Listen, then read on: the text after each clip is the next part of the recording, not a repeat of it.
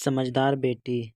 अनन्या, क्या हुआ? रोमा ने अनन्या का अचानक चिंतित चेहरा देखकर पूछा। कुछ नहीं रोमा, धीरे से अनन्या ने जवाब दिया। अनन्या व उसकी सहेलियां रोमा की जन्मदिन की पार्टी में होटल में आई थी। वहीं अनन्या ने अपने पापा को एक खूबसूरत महिला के साथ देखा।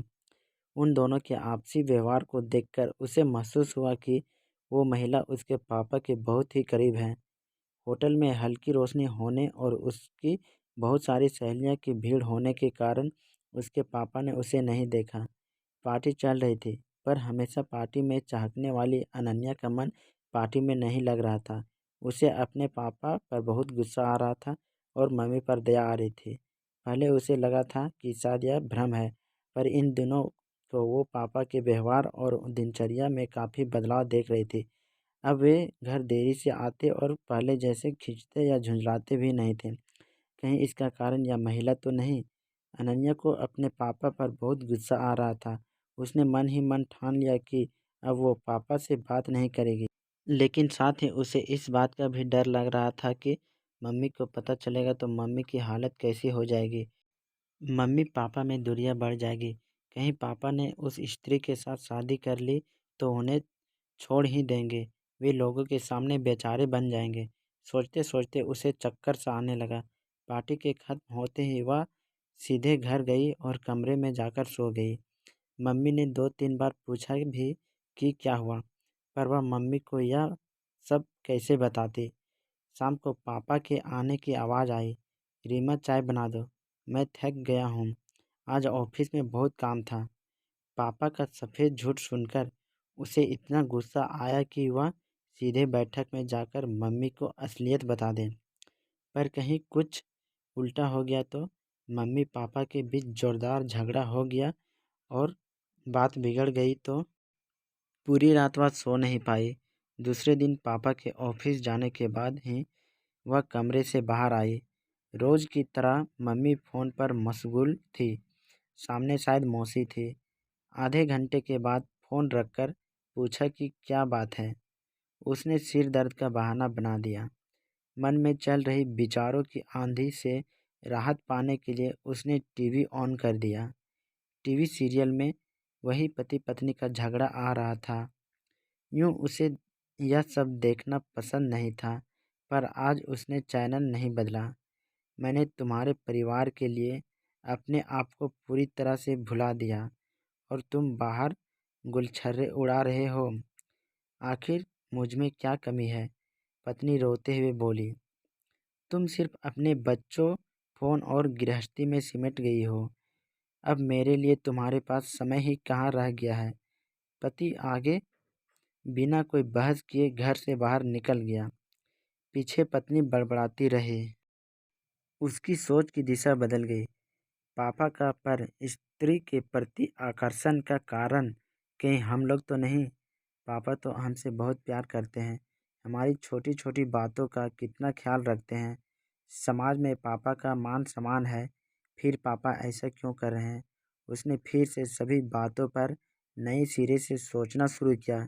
इतनी बड़ी हो जाने और कॉलेज जाने लगी है, इसके बावजूद वो आज भी मम्मी के साथ सोती है। इस उम्र में भी खुद को छोटी बच्ची समझती है और छोटी छोटी ज़रूरतों के लिए भी, चाहे नहाने के कपड़े हो या फिर नूडल्स ही क्यों ना खाना हो, मम्मी पर ही निर्भर रहती है। उसकी देखा देखी छोटा भाई भी मम्मी पर ही पूरी तरह निर्भर रहता है। वह भूल गई कि मम्मी पापा पति पत्नी भी है। उन दोनों को भी साथ में समय बिताना चाहिए।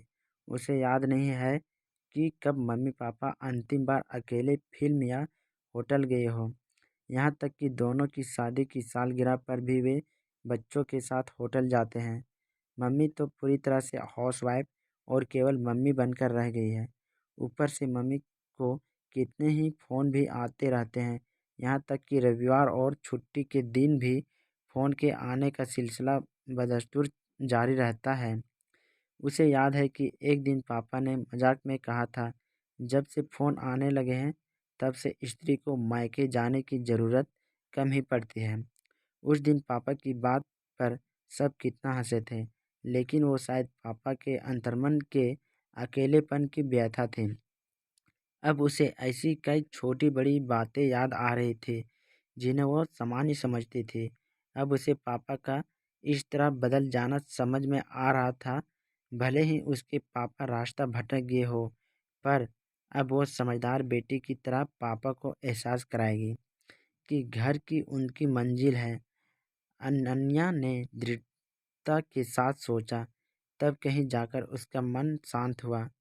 मम्मी, आज ब्यूटी पार्लर चलते हैं, उसने मम्मी के गले में बाहें डालते हुए कहा। पर तेरी सहेली की पार्टी तो कल ही हो गई, मम्मी ने उसे लाड से समझाते हुए कहा। अरे मेरे लिए नहीं, आपके लिए चलते हैं। आप कितने महीनों से ब्यूटी पार्लर नहीं गई। आपकी आईब्रो तो पापा की मूंछों जैसी चौड़ी हो गई है। उसने आईब्रो पर हाथ रखकर नाटकीयता से कहा। तो मम्मी जोर से हंसते हुए हाँ बोली। अरे हाँ, आज नाश्ते में क्या खाओगी? मम्मी रसोई में जाते हुए बोली। मम्मी, मैं बड़ी हो गई हूँ, आज नाश्ता मैं बनाऊंगी, आप मुझे बस सिखा दीजिए। गैस चालू करते हुए अनन्या बोली। यह सुनकर उसकी माँ आश्चर्य से देखती रह गई कि उसके आज तक खुद रसोई में जाकर पानी तक नहीं पिया और आज खाना बनाने की बात कर रही है। तू पढ़ाई कर, मैं खाना बनाती हूँ। नहीं मम्मी, आप ये सब अकेले करते करते कितना थक जाती हो, उसने मम्मी की तरफ प्यार भरी नज़र से देखते हुए कहा। छोटे छोटे काम अब वो खुद करने लगी ताकि मम्मी को समय व आराम मिल सके। कितनी बार उसने मम्मी को रात को सोते समय कहते सुना था कि आज तो पूरे दिन काम करते करते कमर टूट सी गई है। रात को पापा आए, पापा आज आप मेरे हाथ की गर्मा गर्म चाय पीजिए, पर हाँ कोई कमी मत निकालना, उसने नाटकीयता से कहा। अरे मेरी बेटी बड़ी हो गई, पापा ने चाय हाथ में लेते हुए कहा। उसे लगा जैसे पापा मुंह से बड़ा शब्द कहते कहते गालिन महसूस कर रहे थे। रात को सोते समय उसने मम्मी से कहा। मम्मी, आज मुझे कॉलेज का प्रोजेक्ट करना है, काफ़ी देर हो जाएगी, मैं छोटू के रूम में पढ़ती हूँ, उसने सारी किताबें भाई के रूम में ले जाते हुए कहा। रात को वह वहीं सो गई। रविवार था, सब बैठे थे। अचानक फ़ोन की घंटी बजी। अनन्या ने लपक कर फ़ोन उठाया। अरे मौसी, कैसी है? मम्मी अभी रसोई में व्यस्त है, कोई खास काम था क्या? उसने बहाना बनाते हुए फ़ोन रख दिया। मम्मी ने उसे गुस्से से घूरा, पर पापा हल्के से मुस्कुरा दिए। एक दिन मम्मी का जन्मदिन था। पापा ने शाम को होटल में डिनर का कार्यक्रम रखा। तय हुआ शाम को घर पर केक काटकर रात को होटल चलेंगे। केक काटने के बाद शाम को जाने का समय हो रहा था। पापा सबको जल्दी तैयार होने के लिए कह रहे थे। मम्मी, मेरे पेट में तेज दर्द हो रहा है, सुबह कैंटीन में खाने के कारण शायद ऐसा हुआ, अनन्या ने कहराते हुए कहा। चलो बेटा, डॉक्टर को बताते हैं, पापा ने चिंतित होकर कहा। नहीं पापा, पेन किलर ले लेती हूँ, आप और मम्मी डिनर पर चले जाओ, छोटू है ना मेरा ध्यान रखने के लिए, उसने दर्द का नाटक करते हुए कहा।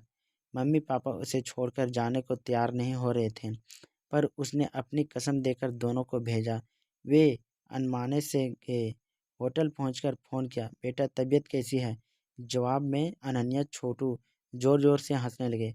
वे समझ गए बच्चों ने उन्हें अकेले भेजने के लिए नाटक किया। धीरे धीरे दोनों आपस में खुल गए। दोनों वर्षों बाद अकेले होटल गए थे। शादी के समय की पुरानी यादें ताज़ा हो उठी। कुछ दिन बाद सुबह बाथरूम में पापा फ़ोन पर हाँ हूँ कर रहे थे। सामने जैसे कोई महिला गुस्से में बोल रही थी। पापा ने सॉरी कहते हुए जल्दी से फ़ोन रख दिया। जब पापा बाथरूम से बाहर आए तो अनन्या ने भावुक स्वर में कहा, थैंक यू पापा। पापा ने अनन्या को प्यार से गले लगाते हुए कहा, मेरी समझदार बेटी। दोस्तों, अगर ये हमारी कहानी अच्छी लगी होगी तो हमारे इस चैनल को लाइक एवं सब्सक्राइब करें। धन्यवाद।